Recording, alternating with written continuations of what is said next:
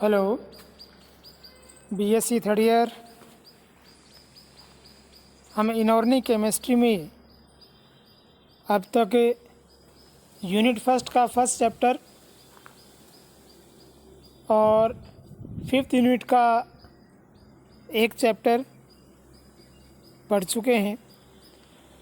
Unit first का first chapter हमने पढ़ा था मेटल कॉम्प्लेक्स कंपाउंड में मेटल और लिगेंड के बीच का जो बॉन्ड है वो बॉन्ड CFT की जो कंसेप्ट है उसके अकॉर्डिंग किस प्रकार से बनता है और उस बॉन्ड के आधार पर हम मेटल कॉम्प्लेक्स कंपाउंड की प्रॉपर्टीज़ को किस प्रकार एक्सप्लेन कर सकते हैं। इसके अलावा जो सेकंड चैप्टर हमने पढ़ा था HSAB concept, hard, soft, acid, base concept, जिसके अंतर्गत हमने पियर्सन के अकॉर्डिंग कॉम्प्लेक्स कंपाउंड की स्टेबिलिटी के बारे में अध्ययन किया था कि किसी कॉम्प्लेक्स कंपाउंड का स्टेबिलिटी उस कॉम्प्लेक्स कंपाउंड में इंटरेक्शन करने वाले मेटल आयन और लिगेंड का जो नेचर है उस नेचर के ऊपर डिपेंड करता है। अगर मेटल आयन और लिगेंड दोनों एक ही नेचर के हैं, दोनों हार्ड हैं या सॉफ्ट हैं, तो बनने वाला कॉम्प्लेक्स कंपाउंड स्टेबल होगा, अन्यथा वो कॉम्प्लेक्स कंपाउंड स्टेबल नहीं होगा। तो ये अध्ययन हमने किया पिछले 2 चैप्टर में। अब हम यूनिट फर्स्ट का जो सेकंड चैप्टर है, बी पोर्शन है, उसका अध्ययन करेंगे जिसका टाइटल है thermodynamic and kinetic aspect of metal complex. जो मेटल कॉम्प्लेक्स कंपाउंड है उनका थर्मोडायनेमिक और काइनेटिक स्टडी या थर्मोडायनेमिक और काइनेटिक पहलू क्या है उसके बारे में हम यहाँ अध्ययन करेंगे। तो इस चैप्टर में ये अध्ययन किया जाएगा कि मेटल कॉम्प्लेक्स कंपाउंड का स्टेबिलिटी है, उस स्टेबिलिटी को थर्मोडायनेमिक कंसेप्ट के अकॉर्डिंग किस प्रकार से डिफ़ाइन करेंगे और काइनेटिक जो कंसेप्ट है उसके अकॉर्डिंग हम उसको किस प्रकार से डिफ़ाइन करेंगे। तो यहाँ पर हम कॉम्प्लेक्स कंपाउंड की स्टेबिलिटी को थर्मोडायनेमिक और काइनेटिक्स इन दोनों के रेफरेंस में स्टडी करेंगे। तो पहले हम बात कर लेते हैं कि स्टेबिलिटी क्या है। तो स्टेबिलिटी के लिए सिंपल सा हम कह सकते हैं कि जो ऑब्जेक्ट स्टेबल रहता है, स्थिर रहता है, उसकी स्टेबिलिटी अधिक होती है। तो जनरल वे में हम कह सकते हैं कि कोई भी कंपाउंड है वो कंपाउंड किसी कंडीशन में जितने अधिक समय तक विदाउट किसी चेंज के रह सकता है उसका स्टेबिलिटी उतना ही अधिक होगा। तो जितने अधिक समय तक वो विदाउट चेंज के रह रहा है तो वो उतना अधिक स्टेबल होगा। लेकिन जब हम कॉम्प्लेक्स कंपाउंड की बात करते हैं तो कॉम्प्लेक्स कंपाउंड के ऊपर कंडीशन का या जो रिएजेंट्स हैं उनका जो इफ़ेक्ट है उस इफ़ेक्ट में काफ़ी वेरिएशन मिलता है। इस कारण कॉम्प्लेक्स कंपाउंड की स्टेबिलिटी को हम नॉर्मल वे में या एक ही वे में रिप्रेजेंट नहीं कर सकते। कोई कॉम्प्लेक्स कंपाउंड किसी एक रिएजेंट जैसे एक्वस मीडियम में हो सकता है वो स्टेबल हो, लेकिन अगर उसको किसी दूसरे मीडियम में रख दिया तो वो हो सकता है कि स्टेबल नहीं है। तो इस कारण जो कॉम्प्लेक्स कंपाउंड है उनमें रिएजेंट या कंडीशन के अकॉर्डिंग जो वेरिएशंस आते हैं या जो चेंज होते हैं उसके अकॉर्डिंग कॉम्प्लेक्स कंपाउंड की स्टेबिलिटी को हम दो प्रकार से डिफाइन करते हैं। तो टू वे हैं मेटल कॉम्प्लेक्स कंपाउंड की स्टेबिलिटी को डिस्प्ले करने का या एक्सप्लेन करने के। पहला है थर्मोडायनेमिक स्टेबिलिटी और दूसरा है काइनेटिक स्टेबिलिटी। तो इन दोनों के द्वारा हम स्टेबिलिटी को रिप्रेजेंट करेंगे और हम ये देखेंगे कि जब इन दोनों के द्वारा हम किसी एक कॉम्प्लेक्स कंपाउंड का स्टडी करते हैं तो थर्मोडायनेमिक कंसेप्ट के अकॉर्डिंग उसको हम स्टेबल अनस्टेबल कहेंगे, जबकि काइनेटिक एस्पेक्ट के अंतर्गत जब उसको हम डिफ़ाइन करेंगे तो वहाँ पर उसके लिए हम स्टेबल या अनस्टेबल वर्ड्स यूज़ ना करके लेबाइल और इनर्ट ये टर्मिनोलॉजी यूज़ करेंगे। तो जो थर्मोडायनेमिक स्टेबिलिटी है उस थर्मोडायनेमिक स्टेबिलिटी में हम ये मेज़र करते हैं कि वो जो कॉम्प्लेक्स कंपाउंड जब उसका फॉर्मेशन हो रहा है या जब वो किसी के साथ इंटरेक्शन कर रहा है तो इक्विलिब्रियम की जो कंडीशन आ गई उस कंडीशन में उसका कितना एक्सटेंट है, कितनी मात्रा उसकी बनी हुई है या शेष बची हुई है। कॉम्प्लेक्स कंपाउंड की जो एक्सटेंट है, जो उसकी क्वांटिटी है, उसको मेज़र करके उसके अकॉर्डिंग हम उसकी थर्मोडायनेमिक स्टेबिलिटी को एक्सप्लेन करते हैं। अगर दी गई कंडीशन में किसी विशेष कॉम्प्लेक्स कंपाउंड का जो एक्सटेंट है वो बहुत ज़्यादा है तब हम कहेंगे कि वो कंपाउंड उस कंडीशन में स्टेबल है, और यदि उसकी जो एक्सटेंट है वो काफ़ी कम आ रही है इक्विलिब्रियम कंडीशन में तब हम कहेंगे कि उस कंडीशन में वो कॉम्प्लेक्स कंपाउंड अनस्टेबल है। तो थर्मोडायनेमिक स्टेबिलिटी में जब हम इक्विलिब्रियम कंडीशन में एक्सटेंट का मेजरमेंट करते हैं तो जो फैक्टर इक्विलिब्रियम कंडीशन को प्रभावित करते हैं उसके अकॉर्डिंग हम थर्मोडायनेमिक स्टेबिलिटी का अध्ययन करते हैं। तो ये इसके अकॉर्डिंग हम कह सकते हैं कि जो थर्मोडायनेमिक स्टेबिलिटी है वो कंसिडर करती है मेटल लिगेंड बॉन्ड एनर्जी को और स्टेबिलिटी कांस्टेंट को, इनको कंसिडर करते हुए हम थर्मोडायनेमिक स्टेबिलिटी का अध्ययन करते हैं। इसके विपरीत जब हम काइनेटिक स्टेबिलिटी के बारे में बात करते हैं तो काइनेटिक स्टेबिलिटी में हम उसी कॉम्प्लेक्स कंपाउंड के लिए उन्हीं कंडीशंस में जब अध्ययन करेंगे तब हम एक्सटेंट नहीं देखेंगे, हम ये देखेंगे कि वो जो इक्विलिब्रियम कंडीशन है वो कितना जल्दी आया है। मतलब इसका मतलब ये हुआ कि कॉम्प्लेक्स कंपाउंड अगर फॉर्मेशन का प्रोसेस हम देख रहे हैं तो वो कॉम्प्लेक्स कंपाउंड कितना फास्ट बना है, या ट्रांसफॉर्मेशन प्रोसेस देख रहे हैं तो वो प्रोसेस कितना फास्ट हुआ है। तो जो स्पीड है उस स्पीड के आधार पर हम काइनेटिक स्टेबिलिटी को रिप्रेजेंट करेंगे। इस काइनेटिक स्टेबिलिटी में हम स्टेबल और अनस्टेबल की जगह लेबाइल और इनर्ट कॉम्प्लेक्स वर्ड यूज़ करते हैं। इनर्ट का मतलब हो गया क्या कि वो जो कॉम्प्लेक्स कंपाउंड है वो उस कंडीशन में इनर्ट है, अक्रिय है, कोई क्रिया नहीं कर रहा है।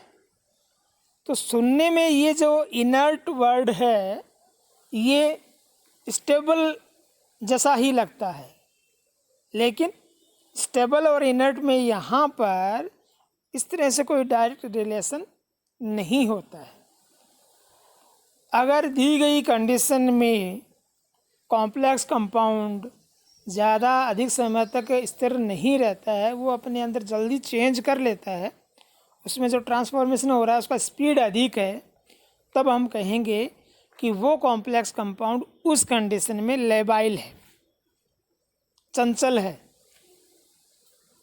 इसका मीन ये हमें लगता है कि वो अनस्टेबल है, लेकिन हम उसके लिए अनस्टेबल वर्ड यूज़ ना करके जब हम ट्रांसफॉर्मेशन का जो स्पीड है उसके अकॉर्डिंग जब हम उसको एक्सप्लेन कर रहे हैं, तब उसके लिए हम लेबाइल टर्मिनोलॉजी का यूज़ करेंगे।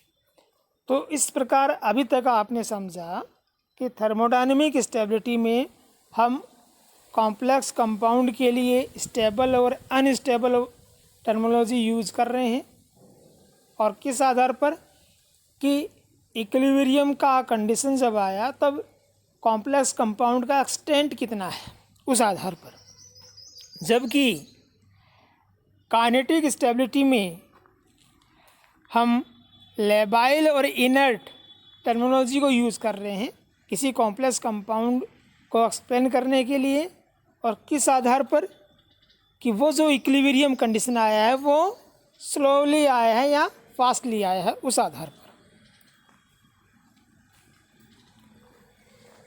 अब हम बात करते हैं थर्मोडायनेमिक स्टेबिलिटी के लिए कि थर्मोडायनेमिक स्टेबिलिटी को हम रिप्रेजेंट कैसे करेंगे। तो थर्मोडायनेमिक स्टेबिलिटी को हम किसी कॉम्प्लेक्स के लिए जब उसका फॉर्मेशन रिएक्शन स्टडी करते हैं तो उसके अकॉर्डिंग, या उसका ट्रांसफॉर्मेशन प्रोसेस जब स्टडी करते हैं उसके अकॉर्डिंग फॉर्मेशन कांस्टेंट के द्वारा उसका स्टेबिलिटी को हम रिप्रेजेंट करते हैं। तो ये जो फॉर्मेशन कांस्टेंट है ये दो प्रकार का हो सकता है, स्टेप वाइज फॉर्मेशन कांस्टेंट और overall stability constant, step wise और ओवरऑल।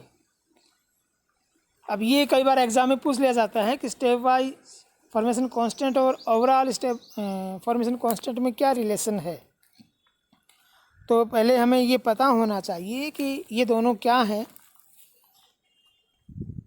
तो जैसा ये वर्ड है उसके according step wise formation constant का मतलब ये हुआ कि ये टर्मिनोलॉजी हम वहाँ यूज़ करेंगे जब हम ये कंसिडर कर रहे हैं कि मेटल आयन के साथ लिगेंड 1 by 1 ऐड हो रहे हैं।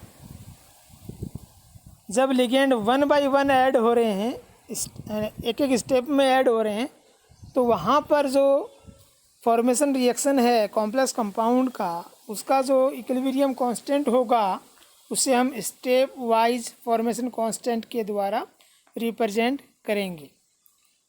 जैसे यहाँ पर ये जो रिएक्शन है, इस रिएक्शन में मेटल आयन M के साथ एक लिगेंड ऐड हुआ और कॉम्प्लेक्स आयन बना Ml। यहाँ इस रिएक्शन के लिए ये फर्स्ट स्टेप है और इसके लिए जो फॉर्मेशन कांस्टेंट है वो हो गया K1, जिसे हमने यहाँ पर रिप्रेजेंट किया। अब यहाँ फर्स्ट स्टेप में जो Ml कॉम्प्लेक्स बना, इसके साथ दूसरा लिगेंड आयन इंट्रैक्शन करेगा और बनाएगा Ml2। तो इससे सेकेंड स्टेप के लिए फॉर्मेशन कांस्टेंट हो गया K2, जिसे हमने यहाँ पर रिप्रेजेंट किया है। इसी प्रकार स्टेप वाइज एक एक लिगेंड ऐड होता जाएगा और लास्ट में nth जो लिगेंड है वो ऐड होकर MlN कॉम्प्लेक्स कंपाउंड बन जाएगा। तो इस प्रकार यहाँ पर MlN लिगेंड कॉम्प्लेक्स कंपाउंड बनने के लिए n स्टेप हुए और हर स्टेप का हमने स्टडी किया और उस स्टेप के लिए फॉर्मेशन कांस्टेंट निकाला। यहाँ हर स्टेप के लिए जो फॉर्मेशन कांस्टेंट निकाला गया इसे हम कह रहे हैं step wise formation constant. Practically ये रिएक्शन कैसे होगा, ये प्रोसेस कैसे होगा, तो जब हम कॉम्प्लेक्स फॉर्मेशन का रिएक्शन करवाएंगे तो वहाँ पर यदि हम लिगेंड को लिमिटेड अमाउंट में डालते हैं तब इस प्रकार का प्रोसेस हो सकता है। तो यहाँ पर इस प्रकार से ये इस पूरे कॉम्प्लेक्स आयन के लिए K1, K2, K3 and so on ये स्टेप वाइज फॉर्मेशन कांस्टेंट हो गए।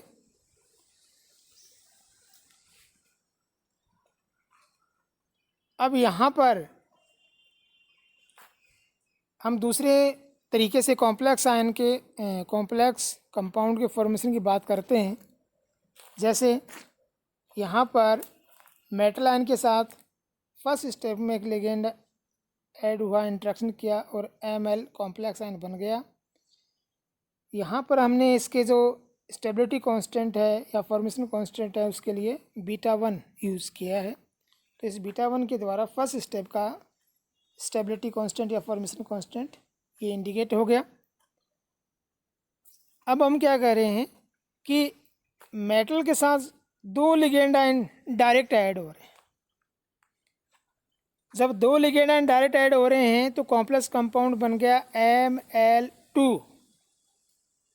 ये इसके लिए हो गया फॉर्मेशन कांस्टेंट। तो यहाँ आप क्या देख रहे हैं कि जो फर्स्ट जो वे था फॉर्मेशन का उसमें हमने देखा था कि जब दो लिगेंड ऐड हो रहे थे तो Ml के साथ एक लिगेंड के ऐड होने से Ml2 बना था, जबकि यहाँ पर वो दोनों लिगेंड एक साथ ऐड हो रहे हैं।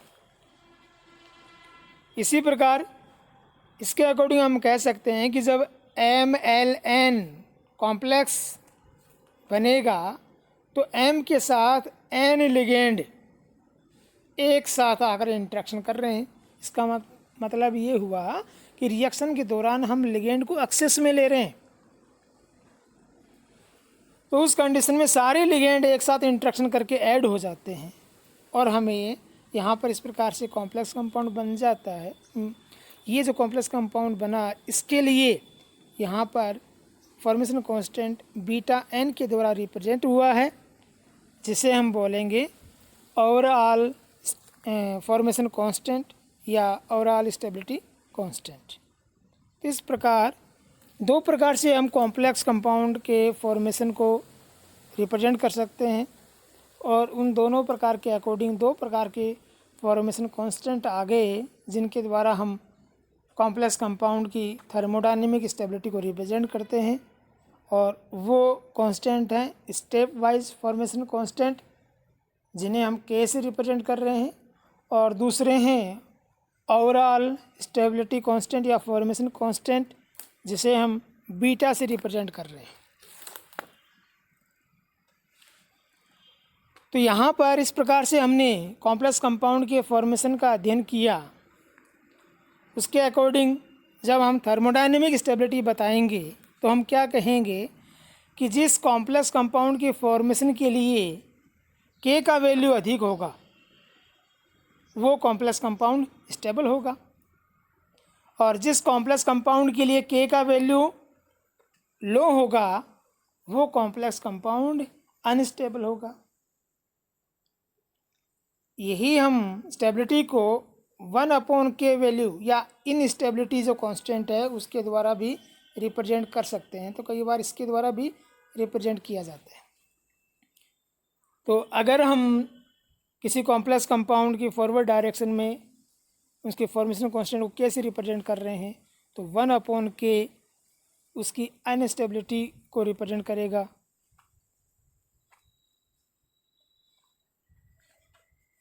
या अगर ओवरऑल प्रोसेस के अकॉर्डिंग हम बात करते हैं तो बीटा या 1/बीटा दोनों के द्वारा ही हम थर्मोडायनेमिक स्टेबिलिटी को समझा सकते हैं। बीटा के अकॉर्डिंग जब हम समझाएंगे तो वो स्टेबिलिटी कांस्टेंट के अकॉर्डिंग बीटा का वैल्यू जितना अधिक कॉम्प्लेक्स कंपाउंड उतना ही अधिक स्टेबल, 1/बीटा का वैल्यू जितना अधिक कॉम्प्लेक्स कंपाउंड उतना ही कम स्टेबल, कि वो इनस्टेबिलिटी कांस्टेंट हो गया।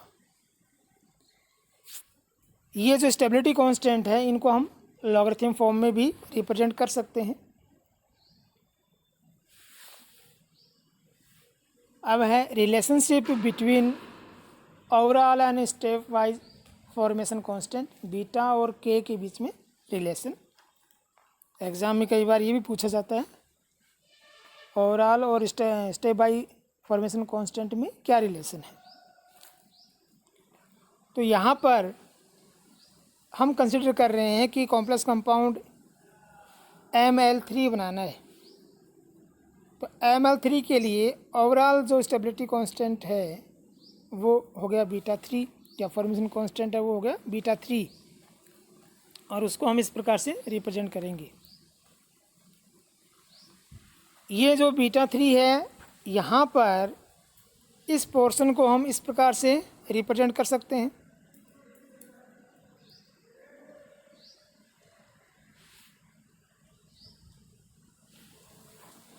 और जब इनको हम देखेंगे तो यहाँ पर ये K1 के इक्वल है, ये K2 के, और ये K3 के।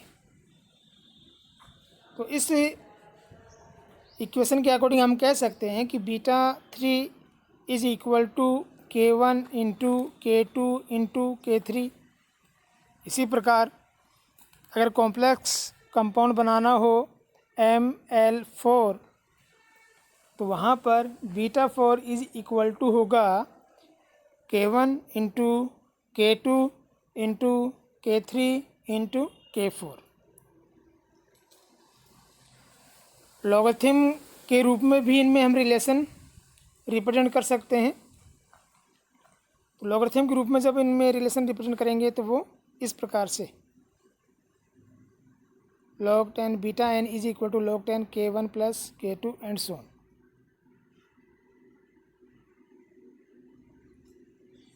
इस प्रकार ये स्टेप वाइज और ओवरऑल फॉर्मेशन कांस्टेंट के बीच में रिलेशन।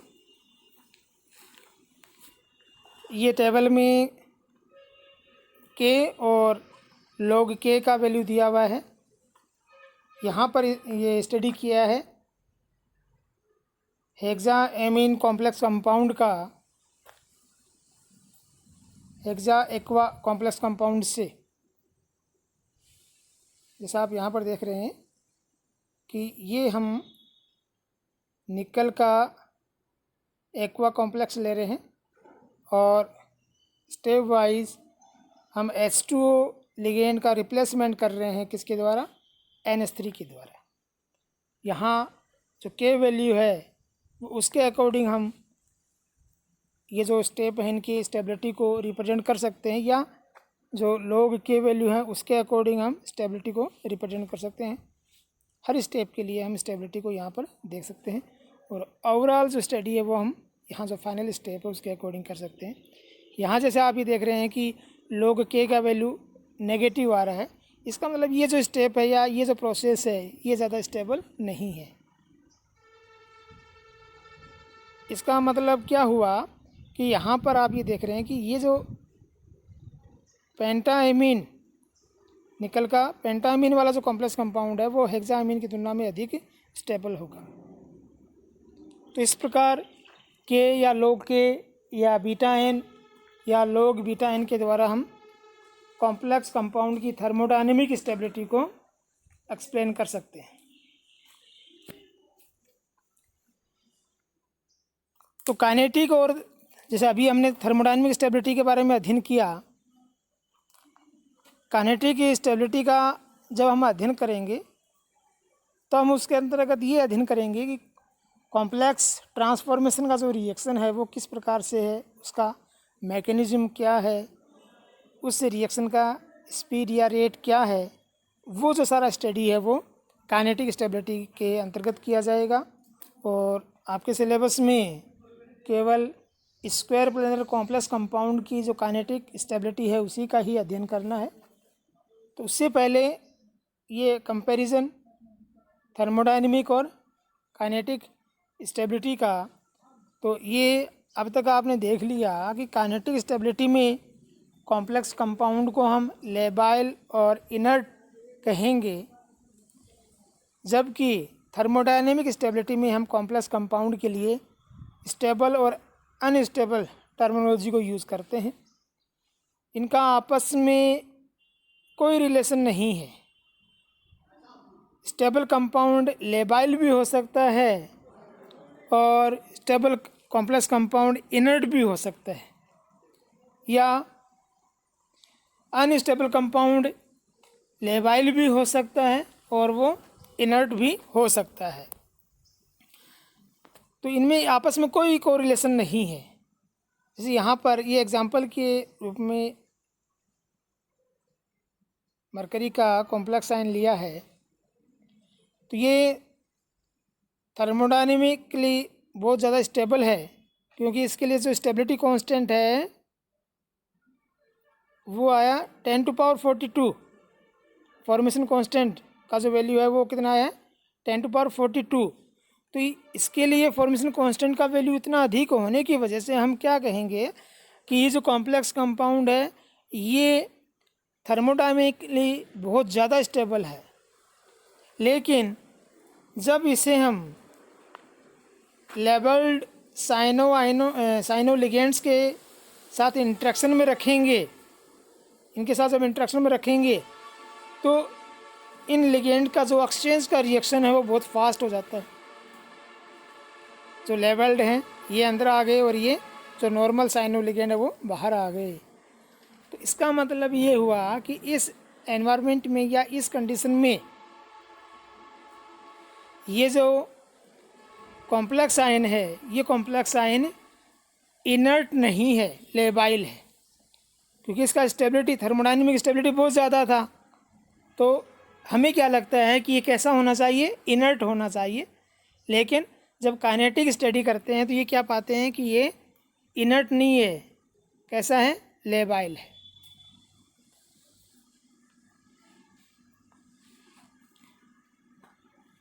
तो इस प्रकार ये ज़रूरी नहीं कि इनर्ट कॉम्प्लेक्स है वो थर्मोडायनेमिकली स्टेबल हो, या जो लेबाइल कॉम्प्लेक्स है वो थर्मोडायनेमिकली अनस्टेबल हो। ये हमें इंडिविजुअल कॉम्प्लेक्स कंपाउंड की जो कंडीशंस है उनके अकॉर्डिंग उनकी जो हम स्टडी करेंगे थर्मोडायनेमिक और काइनेटिक एस्पेक्ट को रखते हुए, तब वो डिसाइड होता है कि वो जो कॉम्प्लेक्स कंपाउंड है वो स्टेबल है या लेबाइल है, इनर्ट है या अनस्टेबल है, कौन सा कंडीशन है थर्मोडायनेमिक्स के अकॉर्डिंग और काइनेटिक एस्पेक्ट के अकॉर्डिंग। जब हम थर्मोडायनेमिक स्टडी करते हैं तो हम उस कॉम्प्लेक्स कंपाउंड के लिए रिएक्शन एनर्जी को कंसिडर करते हैं, जबकि जब हम काइनेटिक एस्पेक्ट को देखते हैं तो उस कॉम्प्लेक्स कंपाउंड के फॉर्मेशन के लिए जो एक्टिवेशन एनर्जी है उसको कंसिडर करते हैं। तो इस प्रकार आज आपने पढ़ा कि जो कॉम्प्लेक्स कंपाउंड है उनकी थर्मोडायनेमिक और काइनेटिक स्टेबिलिटी क्या होती है।